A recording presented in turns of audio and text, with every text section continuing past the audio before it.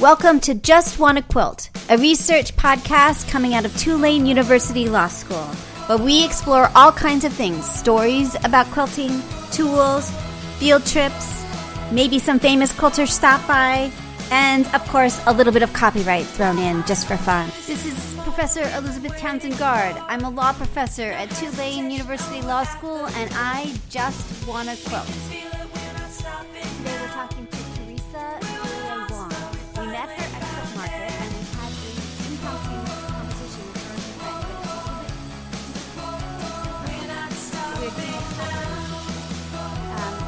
Teresa is super cool. She has done books on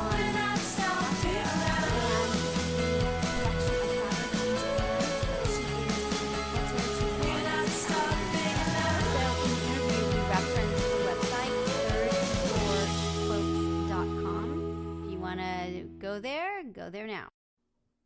All right, do you want to say a quick hello, and we'll just test levels to make sure that everything is good. Okay. Hello, this is Teresa Duryea Wong. Awesome. And where are you at the moment, Teresa? I live in Houston, Texas, and I'm in my studio, which is up on the third floor of a townhouse we have right near downtown Houston. Oh, that's very cool. That's why your blog is Third Floor Quilts. Third Floor Quilts. That's really awesome. Well, thank you. And you just put up pictures of your studio. It looks like so much fun. Oh, thank you. Yeah, I do love it. And the dog is awesome. He's here now. He's there all the time by my side. It's yeah. Very sweet. Well, we're fostering kittens right now, so I've got one that's super cuddly, and the other three are just maniacs. So. Oh my God. Yeah. That's nice of you to do that. Yeah, it is. It's fun. It feels like you're giving back a little bit to a world where these little kittens have, give them a chance to be cuddly and loved and all that. But they sure love scrap. They love the teeny tiny scraps of fabric. That really is something they adore. So. That's so funny. Yeah, this normal is a disaster. My workspace. Yeah. Every day I feel like they found new stuff. That's funny. He normally never touches anything except if one of my friends comes over and I'm talking to them and ignoring him, then he gets into everything. Really? Gets so jealous. Funny. Yeah. He's jealous. He wants me to not talk to anybody else but him. I can have a scrap of fabric on the floor that'll be there for 3 weeks and he totally ignores it. Yeah.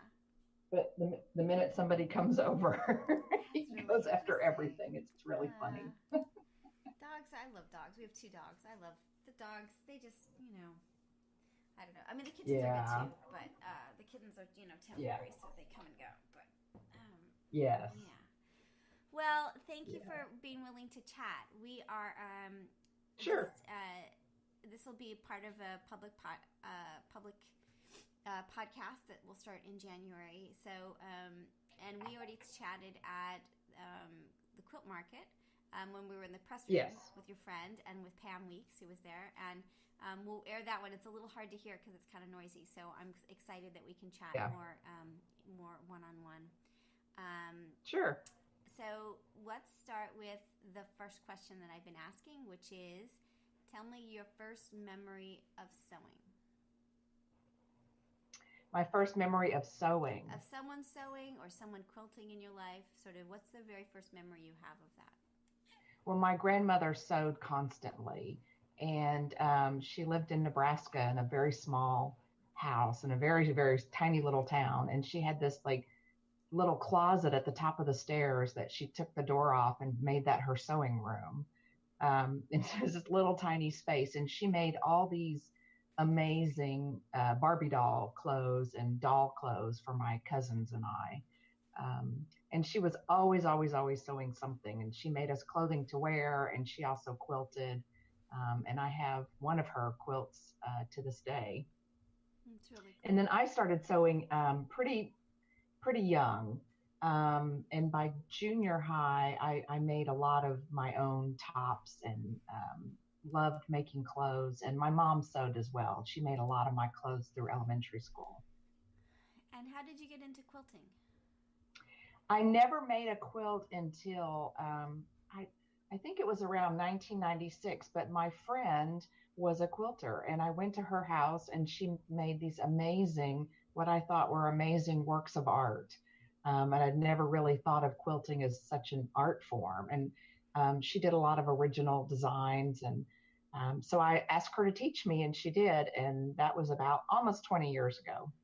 And what she did, sort of, how did you continue quilting? Did you have a particular type of quilt that you like to do, or did you kind of like all kinds of quilting? I definitely liked experimenting. I made a lot of, in the early days, I hand quilted and I did a lot of hand applique. And I loved that because my kids were young and I would take it with me, so I was always working on something. Or, instead of watching TV, I would sit while the TV was on and quilt. So, kind of carry it around with you. Yeah, it's great. Do you still do Yeah. that? Do you still have a hand project that Not, you're working on? I don't hand quilt as much. I still do a lot of applique, but about 5 years ago, I got a new quilt machine. And so now I actually love the machine quilting process. Yeah, and what kind of machine do you have that made you fall I have a in love? The Bernina 820 Quilters Edition. Yeah. There's So something about, yeah, go ahead. yeah, It's a it's a complete, completely different process mm-hmm. from hand quilting, which is very, with hand quilting, you can only make about one quilt a year, really. And with the machine, it's not about speed, but it's a completely different art form, and I really love it. Yeah. Yeah. And something about having a machine that you love, you kind of have to fall in love with your machine. Yeah. And it's so personal. It's weird that a machine, it has to be, at least for me, I really am in love with my machine. It's funny, I have two, and I'm totally in love with one, and then I'm like good friends with another. So Yeah. The machines are complicated, and it took me a year. yeah. And at first I regretted it. I thought, oh my God, I was really stupid to spend all this money. And then finally it just all clicked. And now I really love it. Yeah. So I really enjoy now I make art quilts. Mm-hmm. And so all original. I don't make any patterns or kits or any of that. So I really enjoy just the freedom. And lately I've started doing a lot of like improv work. Yeah. So no rulers or anything. Yeah. Is that there's one And I love that. There's one on your website that's it's blue and red, and it's got the hand quilting through the front of it. Is that an improv quilt? Do you know what I'm talking about? I'm not being very clear. Hold on, let me see if I can. Hold on. Yeah. Let me see if I can find it. It's hand stitching my way through Japan. It was like last year. Oh, yes.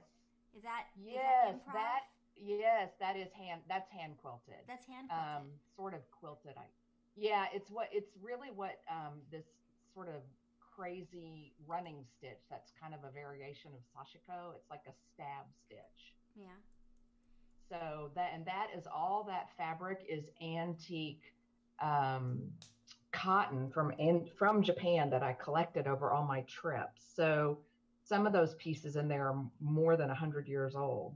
That's very cool. Did you machine quilt it together and then hand stitch it, or it's all hand stitched? No, it's all done by hand. And in fact, I just so the back of it is also antique cotton kimono fabric, and so those I stitched to lay down the foundation, and then I just laid the pieces on top of it. And they're not sewn together at all, or there's no glue or anything. It's just the hand stitching that keeps them together? Yep. Wow. I had to, I just left it flat on my work table and just stab stitched it with sashiko thread from Japan. It's really cool. It's really pretty. Yeah, I love it. It's a really different one. I made you each interview has a page we'll have a page on our website, and I've copied that so that while we're talking about and it has a link to your post.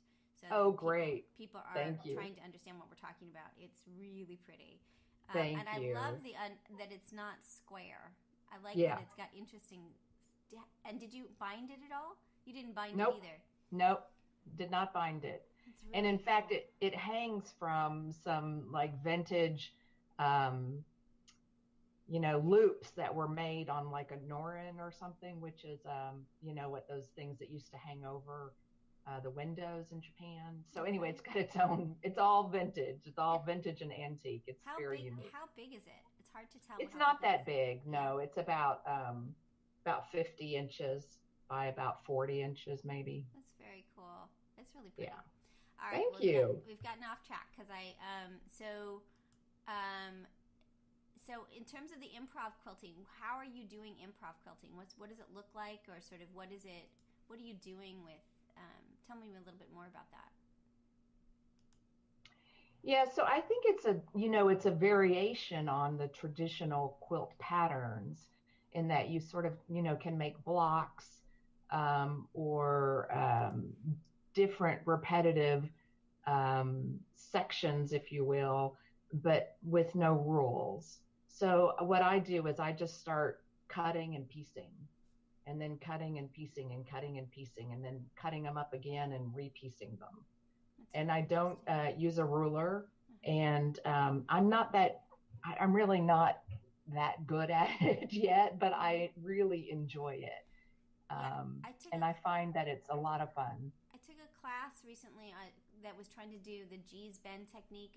A shop owner had gone to G's Bend, a class in G's Bend, and then brought back that technique, and it was a lot like that. And there was something very freeing and fun and a little scary about all of it. It was really, really enjoyable. But it was a lot like what you're describing, which is really interesting. All right, and you also, while we're on your quilts, you have some really cool animal quilts, and one was in a show. Yes. One was at the International Quilt Show, right? Was it 2014? That's correct. Yeah. Yes. And it's like, is it a Labrador? What kind of dog is it? Is it? Yeah, that's my black lab. And I took a week long retreat with David Taylor, and he is sort of a master at this kind of applique. And so it's really, that quilt was made using his technique, but with my own design and my own drawing. And his kind of technique is that quilt is not raw edge, so it's the folded applique, and the pieces sort of fit together concave, convex, and it's a very different kind of making a figure like that, something figurative, because a lot of people go by color or fur, and this really kind of tries to follow the shape of the animal. It's hard to explain, but really it's all, that quilt is hand appliqued and machine quilted. That's amazing. And so you entered it, and it was part of the International Quilt Festival. What was that like? It was so exciting. I never imagined that I'd have something showing in Houston. So it was really, really fun. It was not there were no winners or ribbons or anything, but it was a juried special exhibition. So it was really, really fun. My mom came, and I had friends come from all over, and yeah, it was really cool. Well, it looks like, I can't even imagine. I think it would just be incredible. You feel like you would arrive. Thank you.